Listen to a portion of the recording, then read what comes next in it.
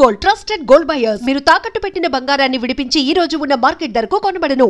దేవుని మీద ప్రమాణం చేసి దేవుని ఎదుట ప్రమాణము చేసి అంతా నిజమే చెప్తాను. అంతా నిజమే చెప్పు. అబద్ధం చెప్పను. అబద్ధము చెప్పను. పాపాయమ్మ మీకు తెలుసా? తెలుసు. ఎలా తెలుసు? మేమంతా ఒకే కులస్తులం. అంటే భక్త కులం, భక్తులం. భక్త కులమా? కాదు, అదో వ్యభిచార నిలయం. అపచారము, అపచారం, మహాపచారం. తన వృత్తిని, ప్రవృత్తిని ఆ శ్రీకృష్ణ పరమాత్మకి అంకితం చేసిన మహాసాధ్యం.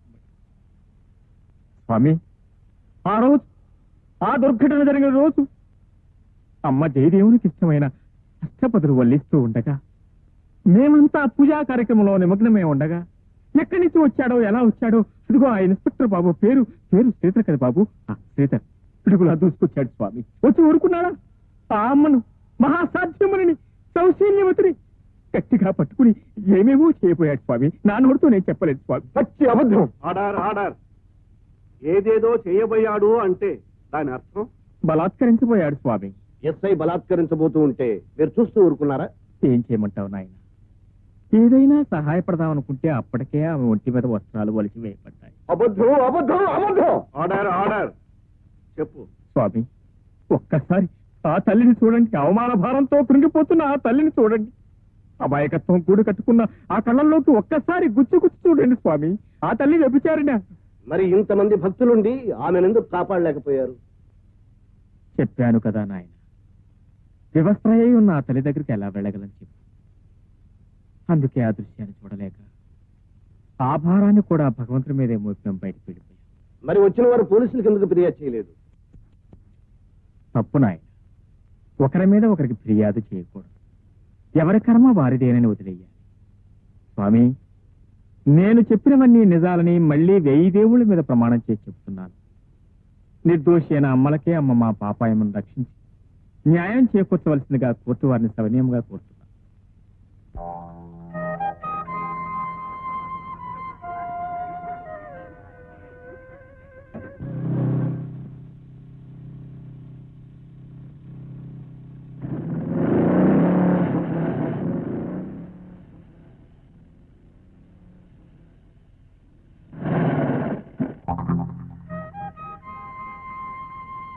ఏంటయా నాగంట పెడతామంటే? 1977 జనవరి 31 నా మీద తప్పుడు సాక్ష్యం చెప్పింది నువ్వేగా? నీకేమైనా పిచ్చి పెట్టిందా? నేను కాదు ముర్రాన్ని ముచ్చుకున్నా నాగంట పెడతావేంటి? ఇందాక కోర్టులో పాపాయమ్మ పతివ్రతాన్ని సాక్ష్యం చెప్పింది నువ్వేగా? ఇగో ఉండటానికి వంతెనంత బాగున్నావు, మతిమరుపు కూడా ఉందంటే. అరే నేను కాదయ్య స్వామిని ఎప్పుడో చెప్పాను నీకు. మరైతే ఈ సంచి బట్టలు ఎవరివి?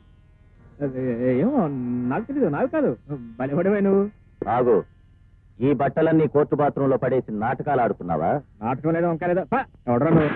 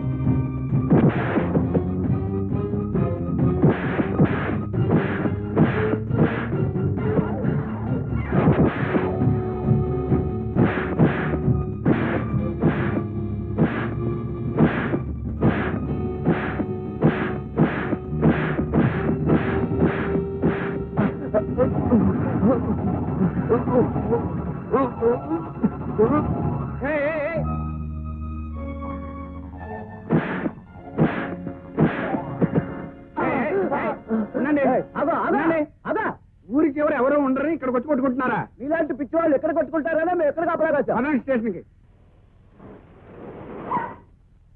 హలో అల్లుడు, గుడ్ మార్నింగ్ మేడం. ఏమిటి ఏమైంది ఇక్కడ? ఇక్కడ మర్డర్ జరుగుతుంది మేడం, మేము వచ్చి పట్టుకున్నాం. ఓహో, ఇతను మా అల్లుడు, వదిలేయండి. అతనా మేడం? ఇతనే.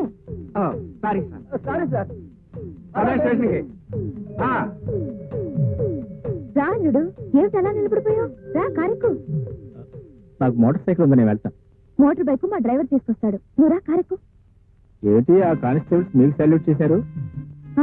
మా ఒట్టిగొట్టకప్పుడు పోలీస్ ఆఫీసర్లే. అవును, ఆ పొడుగాటాడుతో నీకు ఇంకా ఆ గొడవ పోలేదా? చెప్పానుగా, వాడి బావమర్తి సరిగ్గా నా పోలికలోనే ఉంటాడట. నా దురదృష్టపతి. వాడి చెల్లాయి ప్రశ్నించిందట, వచ్చి తల్లి బిడ్డను చూశాడమంట. అదృష్టవంతురాలు. దేనికి? పొరుడు పోస్తున్నందుకు. అవును, బండి ఎలా ఉంది? బండి చాలా బాగుంది. మరి నీ బాలేనా? మీకే మీరు చాలా బాగున్నారు, కానీ బండి కాస్త ఇరుగ్గా ఉంది. నాకు ఇరుగ్గా ఉంటేనే చాలా ఇష్టం. అవును, మీకు టాప్ ప్లేస్ అంటే ఇష్టమా? అవును, ఏం లేదు, నడివేసలో టాప్ ప్లేస్ కార్లో పోతూ ఉంటే. ఏముంది, ఉష్ణ శీతలం అన్నారు. అబ్బో, మీకు శాస్త్రాలు కూడా వచ్చా?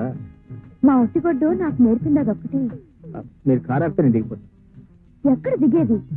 ఎక్కించుకుంది ఊరికి దింపడానికి కాదు.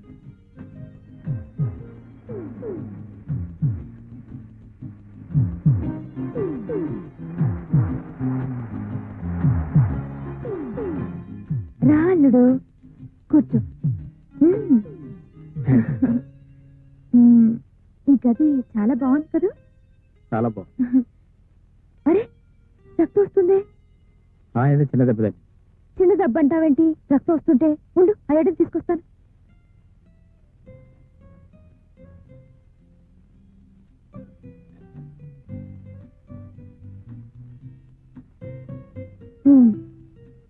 ఇలా ఇవ్వు. అరే, దెబ్బ తగిలితే అలా కంగారు పడతావేంటి?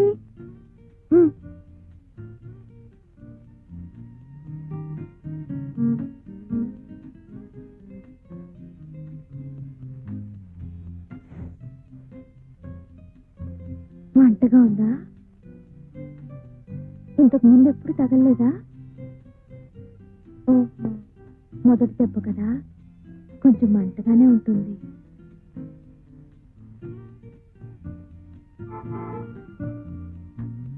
మా ఒట్టిగుడ్డు వస్తున్నట్టుంది.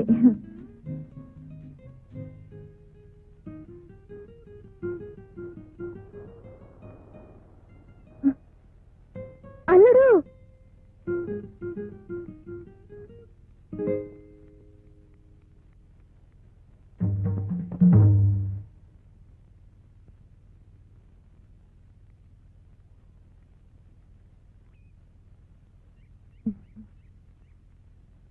కార్లో వస్తూ ఉంటే యాక్సిడెంట్ అయింది.